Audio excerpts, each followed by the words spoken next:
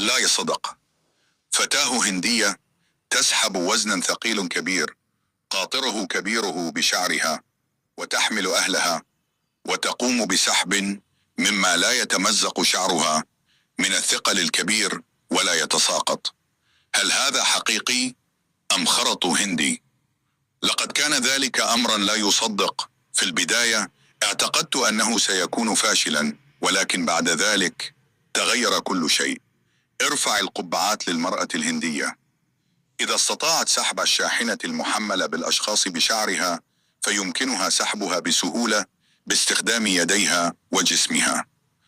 تحية كبيرة. شكرا لحسن استماعك. إذا أعجبك الفيديو لا تنسى الإعجاب بفيديو والاشتراك بقناة عبد الله عامر الزمر.